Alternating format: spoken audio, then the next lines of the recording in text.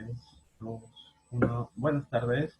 Este es el grupo de anatomía práctica, grupos A1 y A2 de la carrera de nutrición. Esta es la clase de práctica correspondiente al día 7 de mayo del año 2020, son exactamente las 15:48. Bien. Hoy vamos a avanzar un tema un poco cortito, bien, pero muy importante, bien, porque esta es la base para lo que ustedes van a llevar en fisiología de la absorción. Vamos a ver anatomía del estómago, bien. En este caso, cuando hablamos de anatomía del estómago, nos referimos justamente a las capas que lo componen y a la estructura que tiene el estómago, ¿de acuerdo? Bien. Me van a disculpar, lo que pasa es que estoy con un poco de alergia.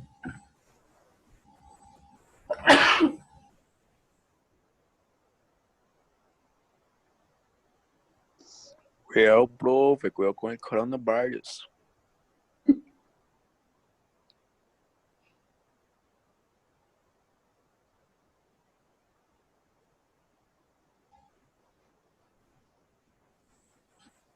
Bien, en principio, yo también pensaba lo mismo, pero no tengo fiebre, así que por ahora no nos vamos a preocupar, ¿de acuerdo?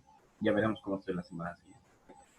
El estómago es quizás para ustedes, junto con el intestino delgado, la parte que realmente tienen que conocer muy bien. ¿Y por qué? Bueno, básicamente porque toda la carrera de ustedes depende de qué tan bien o qué tan mal funcione mi aparato digestivo. Este estómago es una bolsa que aproximadamente tiene una capacidad de 800 cc hasta 1,5 litros, dependiendo de la persona. En las personas obesas, su estómago puede llegar a albergar incluso 2 litros de contenido. Eso explica justamente la gran capacidad que tiene para comer. Está envuelto por 3 capas musculares. Unas que lo envuelven como un anillo, otras que van longitudinales y otras que finalmente son transversales. Son 3 capas. Estas son capas de músculo liso. Eso también explicaría cómo el músculo del estómago en temporadas que no se come bastante, sobre todo cuando hay dietas o periodos de ayuno prolongado, ese músculo se contrae y el estómago se hace más pequeño, lo que hace que nos sintamos llenos con menos comida. Y se puede distender, hipertrofiarse cuando hay temporadas en que se come bastante, sobre todo la gente obesa, ¿bien? El gran problema que van a tener ustedes va a ser establecer dietas para personas que justamente están con ese problema, ¿de acuerdo? Sobre todo hay una cirugía que consiste justamente en retirar una porción del estómago, se llama cirugía bariátrica, en que se corta un pedazo del estómago para obligarlo a que sea pequeño. Vamos a verles ahora mismo, ¿ya? Si lo cortamos el estómago y lo vemos al microscopio, se va a ver así. Entonces, ¿cuáles son las capas? La que vamos a ir marcando acá, por ejemplo, esta, la voy a poner con color azul para que se pueda ver. Esta es mi primera capa muscular. Aquí afuera está la segunda capa muscular y aquí adentro está la tercera capa muscular. Bien. La más gruesa va a ser la que lo va a envolver, la longitudinal. Este músculo, habíamos dicho que era un músculo liso. El músculo liso se caracteriza por ser un músculo involuntario. Yo no lo controlo. Ojalá pudiésemos controlar el músculo del estómago, ¿no? Entonces nosotros le ordenaríamos que se encoja o que se dilate cuando vamos a comer. Desafortunadamente eso no se puede hacer, de modo que tenemos que adaptarnos a la manera en que nuestro estómago responde. Bien. Entre medio, por fuera, envolviéndolo al estómago, hay una capa que se llama serosa. Aquí no se la puede ver, está afuera. Es una envoltura de un tejido fibroso muy duro, lo que protege a nuestro estómago de roces o lo mantiene aislado del resto de órganos. Hacia adentro, según vamos entrando a la parte más interna del estómago, hay una capa que se llama submucosa, que es esta que estamos marcando en blanco.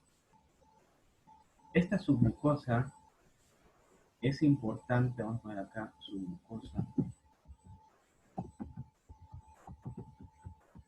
porque en esta capa van a pasar todos los vasos, nervios y todo lo que se encarga ya de inervar o irrigar al estómago.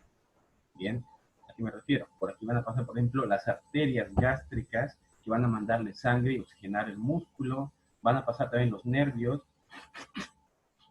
Anatómicamente, el músculo y todo el estómago recibe dos tipos de nervios. Bien, son, y esto por si acaso es pregunta para su examen también de anatomía, recibe inervación de dos plexos.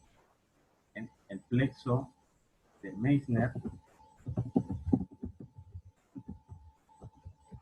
y el plexo de Auerbach. Bien.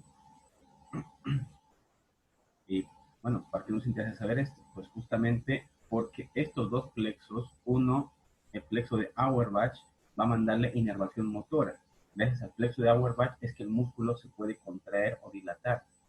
Y gracias al plexo de Meissner hay sensibilidad en el estómago. Es decir, podemos sentir dolor realmente a nivel estomacal por esto, por el nervio. ¿Bien? Esos dos plexos van a encargar y todas las ramas nerviosas van a circular por este espacio submucoso. La pregunta de examen suele venir por lo general, el plexo de Meissner, Auerbach o los vasos del estómago circulan por la capa opción A, B, C de la mucosa, submucosa, serosa o mucosa interna. Entonces, ya lo saben. Entramos más y esta es la capa que realmente nos interesa saber.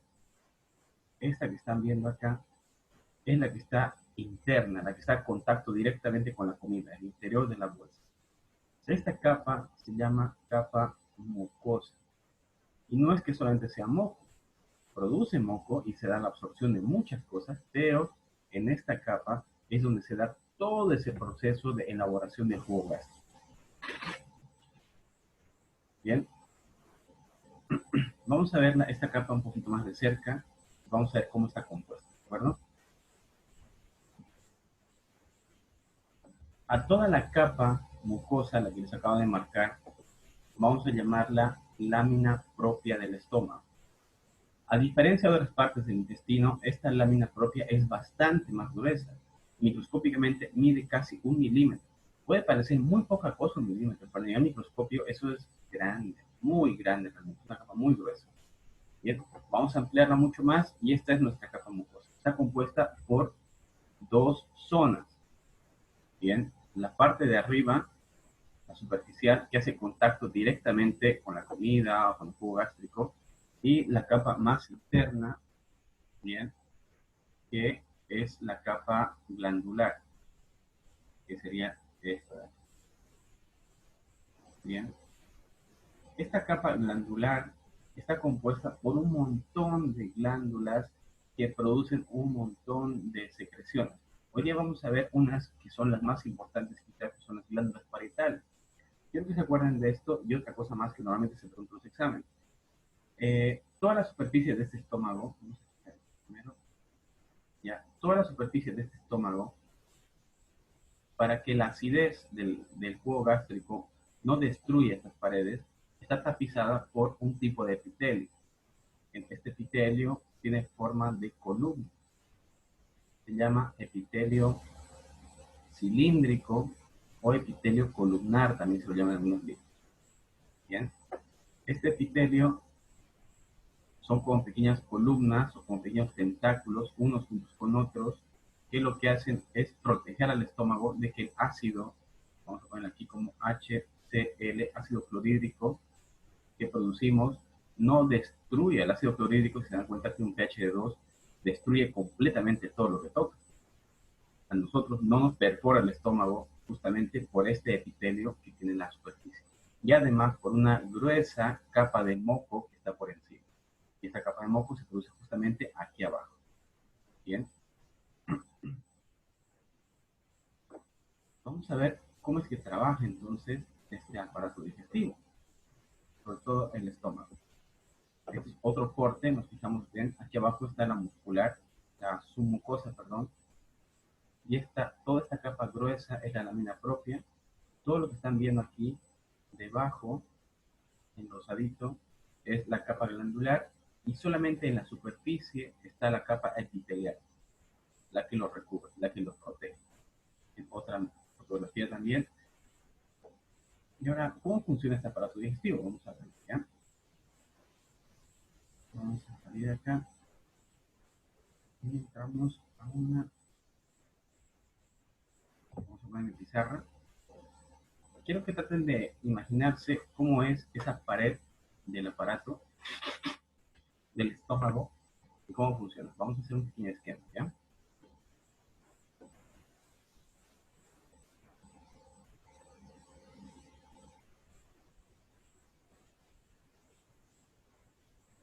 Bien. Estas son mis células, ¿ya? De las muchas células que tiene mi estómago. Aquí encima vamos a dibujar el epitelio que hemos dicho, ese epitelio cilíndrico. Bien. Este epitelio cilíndrico, por si acaso, si recordamos un poco de histología, es epitelio simple, no estratificado. Los núcleos. Bien. Y debajo del epitelio ya está toda esa gruesa capa granular que se ha dicho. Bueno, pues lo primero que tenemos que saber es que en estas células existe un grupo de células que se llaman bombas de protón. Estas células se llaman células parietales.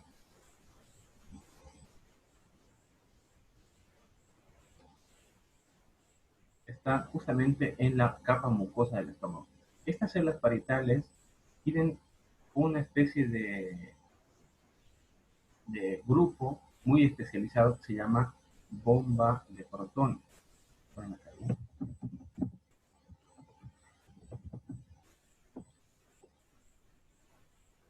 aquí lo ponemos.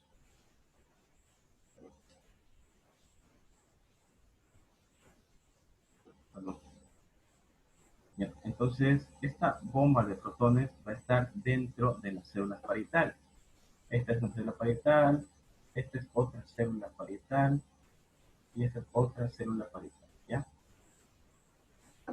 ¿Cómo funciona esto?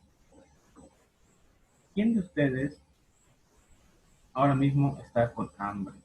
¿Quién está con ganas de comerse algo? Yo, por ejemplo, bueno, por mi gripe no tengo mucha hambre, pero hace rato sí almorcé y comí bastante. ¿Quién que se ponga Yo a sí, pensar? profe. Ahí está. Entonces ¿Quién que me se ponga? suelto por un cuarto de pollo. Creo que todo el mundo pagaría lo que sea por un cuarto de pollo ahorita, ¿no? Un buen pollo aquí, un solar. Nos pónganse a pensar en algo que nos haga dar mucha hambre realmente, que nos dé ganas de comer. Vamos a pensar, por ejemplo, en eso, ¿no? Una pizza también puede ser, ¿sí? A mí me encanta la pizza. Entonces yo cuando veo ese alimento, veo lo que me gusta, una hamburguesa, una pizza, un pedazo de sushi, lo que sea, mi cerebro empieza a pensar que voy a comer. Huelo la comida y ya estoy preparando mi estómago para eso. Bien, pues estas células parietales van a recibir esa información del cerebro.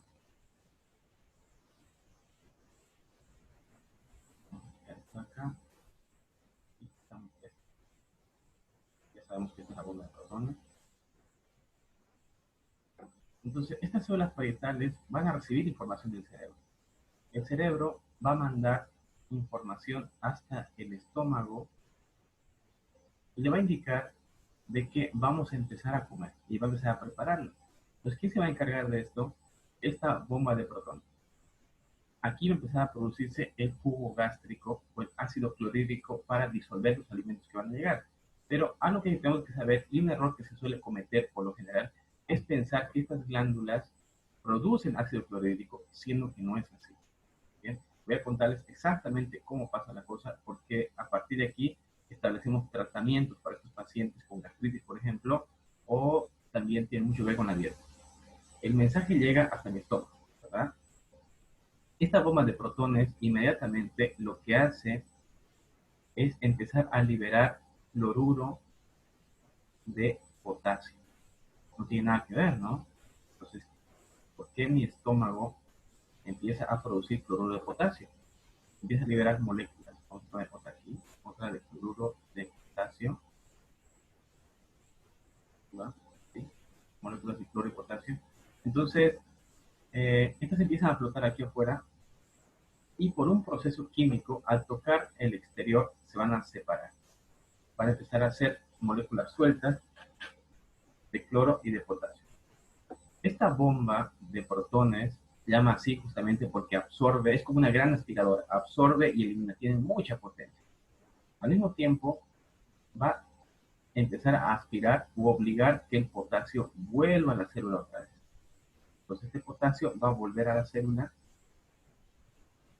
gracias a esta enorme aspiradora que tenemos, se llama bomba de protones, y el potasio vuelve a entrar a la célula de nuevo. Y solamente queda flotando encima cloro. Esta bomba de protones va a hacer otra cosa más. Va a empezar a estimular que se liberen iones de hidrógeno. Se llaman hidrogeniones. Empieza a soltar grandes cantidades de moléculas de hidrógeno.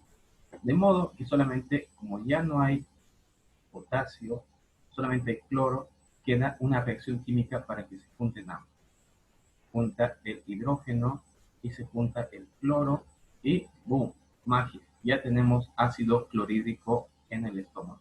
Este ácido clorhídrico es extremadamente ácido porque tiene un pH de 2, siendo que aquí adentro, en este espacio, nuestro pH tiende a ser de aproximadamente 7. Dense cuenta la diferencia que hay. Entonces, a partir de aquí, tenemos que saber de que el ácido clorhídrico, ese ácido tan fuerte que corroe la comida, no se produce dentro de la célula, se sintetiza afuera, a partir de justamente esta bomba de protones. ¿Y cómo se activa la bomba de protones? Bueno, pues por impulso central, cuando yo veo, por cierto, el neurotransmisor que se encarga de eso se llama acetilcolina o ACH.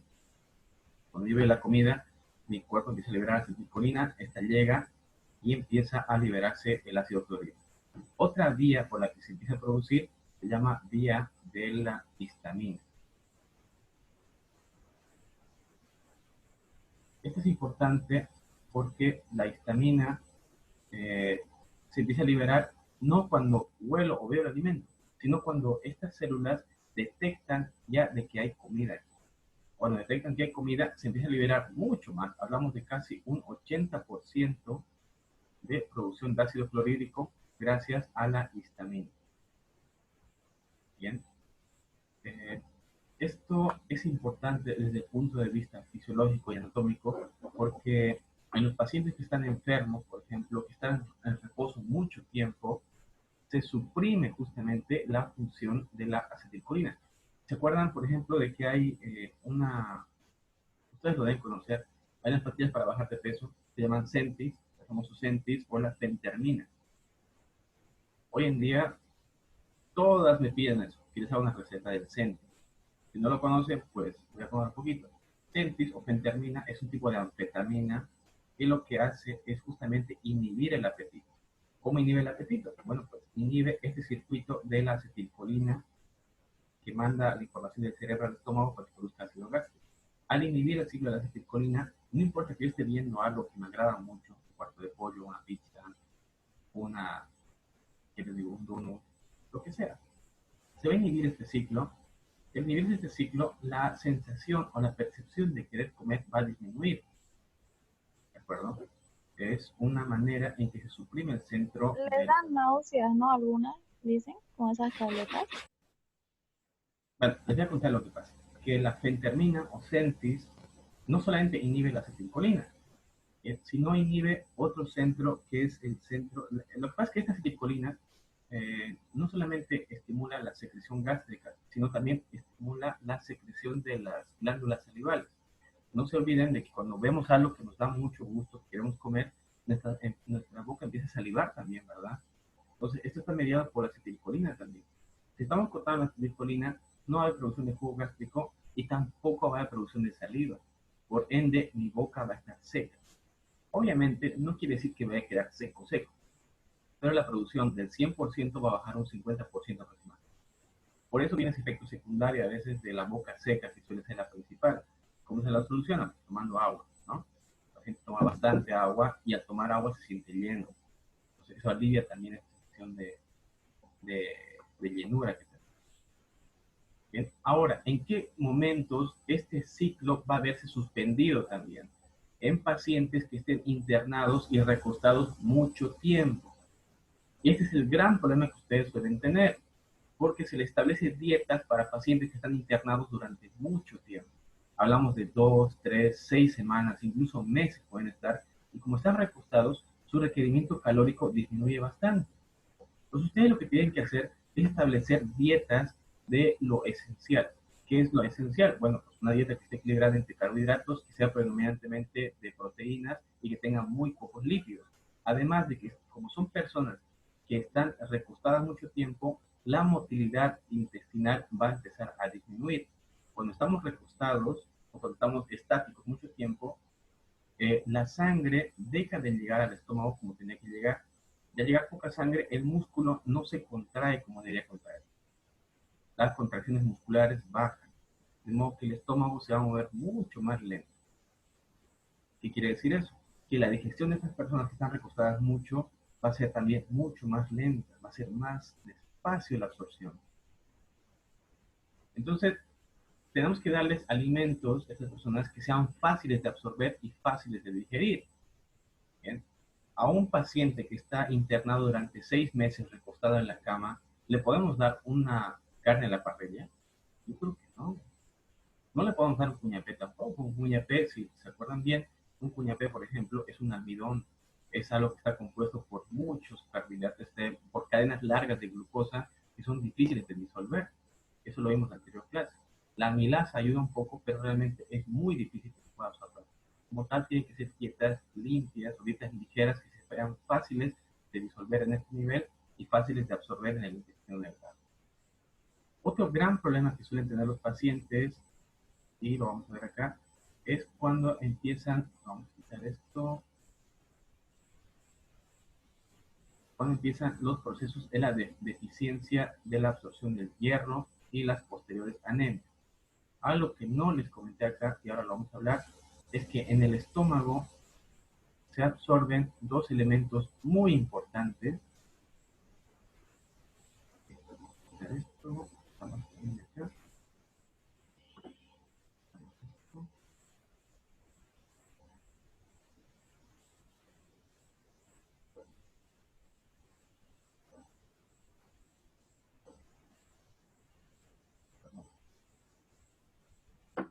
Ahí. Bien. Junto con esta bomba de protones, también no solo produce estos iones de cloro potasio para que pueda hacerse el ácido clorhídrico, también secretan algo llamado, y eso es pregunta de examen también, factor intrínseco. ¿Bien? Es un nombre bien raro, ¿verdad? Factor intrínseco. Este factor intrínseco es una proteína que estimula la absorción de una vitamina muy importante para nosotros. Este factor intrínseco son las moléculas que se quedan en la superficie, ¿sí? Son así, que ayudan en la absorción del hierro. ¿Sí? El hierro, entonces con moléculas pequeñitas así. Entonces, en cuanto el hierro toca el estómago, tiene que asociarse a una molécula de factor intrínseco para que pueda ayudar a ser absorbido. ¿Quién se encarga de unirlos a ambos? Otra molécula pequeñita que se llama vitamina B12. Bien, la vitamina B12 va a ser indispensable para la absorción de hierro junto con este factor intrínseco. Bien. Entonces, a nivel del estómago, se da la absorción a través del factor intrínseco de la vitamina B12 que va a ayudar a que más adelante este hierro pueda ser absorbido y transportado hacia el resto del cuerpo donde se necesita. Bien, el hierro, si nos damos cuenta, es muy importante. Hay enfermedades donde el factor intrínseco no se va a producir y como tal no se va a absorber vitamina B12 y tampoco se va a absorber hierro más adelante, lo que va a dar lugar a una enfermedad que se llama anemia. ¿Ya? En este caso, anemia por deficiencia del hierro se va a llamar anemia ferropénica. Bien, esta anemia ferropénica es por deficiencias en la absorción de hierro y se va a traducir en el típico paciente que está con mucho sueño, que está con taquicardia, paciente muy pálido. A ese paciente lo que tenemos que hacer es solamente se arregla esto aumentando la ingesta de vitamina B12. Entonces, usted les indicará, paciente con anemia, aumentar la ingesta de hierro, de vitamina B12, junto con el hierro.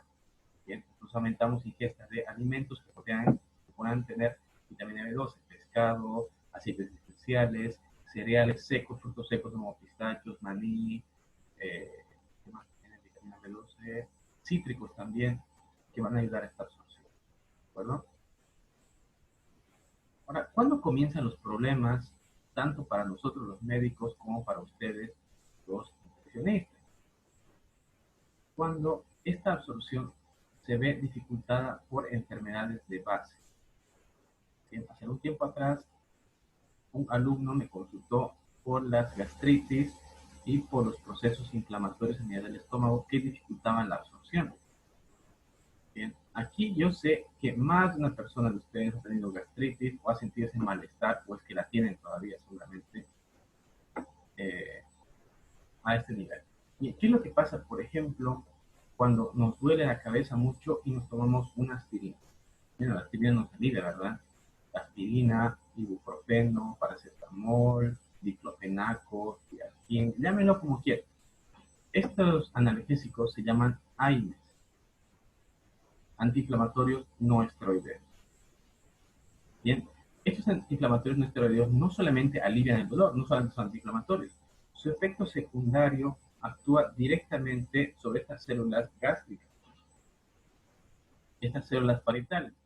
Bien, ¿y qué es lo que hace? Bueno, pues de manera directa, un efecto secundario es disminuir la capa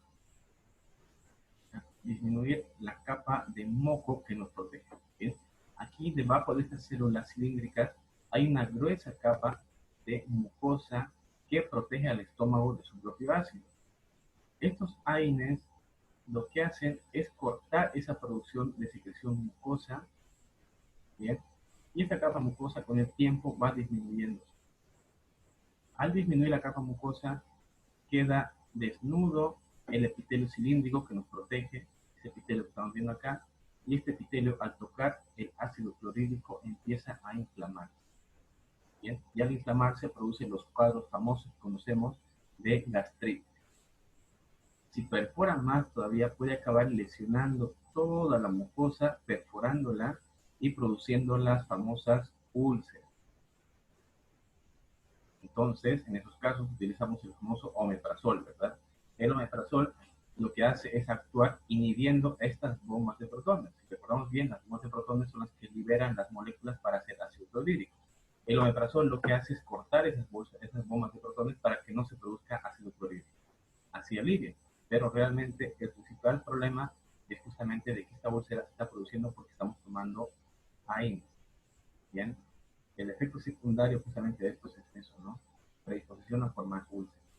Los pacientes que están con este tipo de deficiencias también tienen una dieta estricta que es una dieta ligera y tienen que estar inhibiendo justamente estos fármacos, ¿de acuerdo? Entonces, ustedes al momento de administrar una dieta o establecer un esquema terapéutico para un paciente de este tipo, tienen que tomar en cuenta no solamente su capacidad de absorción, sino si va a estar internado mucho tiempo, si es un paciente que hace mucho deporte, que está en mucho movimiento. Por ejemplo, los pacientes que hacen mucho deporte y que están constantemente moviéndose, esta absorción es mucho más rápida.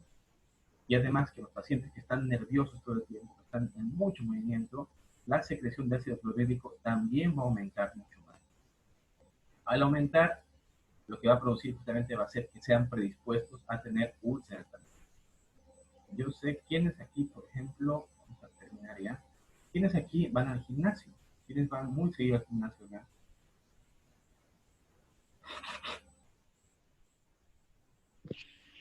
Yo voy, profe. Bien, en esta época nuestra, por ejemplo, que estamos en cuarentena, estamos muy estáticos, muy sedentarios todo el tiempo, lo cual repercute a nivel del aparato del sistema nervioso, ¿verdad?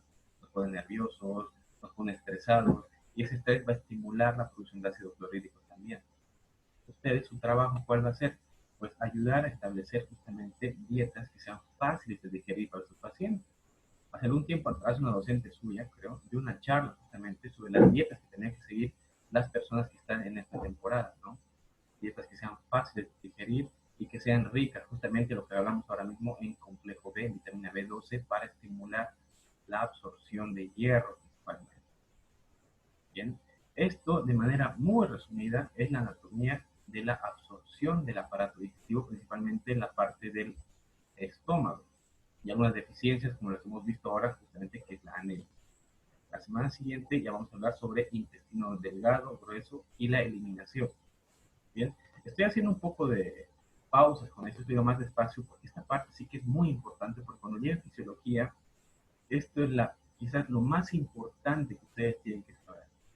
¿De acuerdo? ¿Alguna pregunta, alguna duda, algún comentario?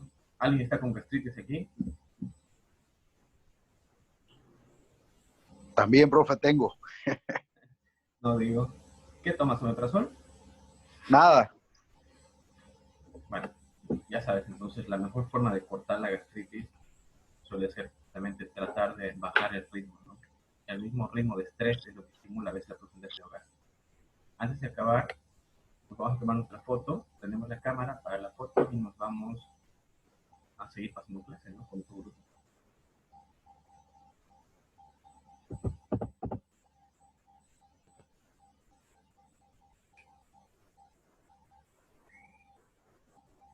Kimberly, Julio, Omar, Ángel, Nay.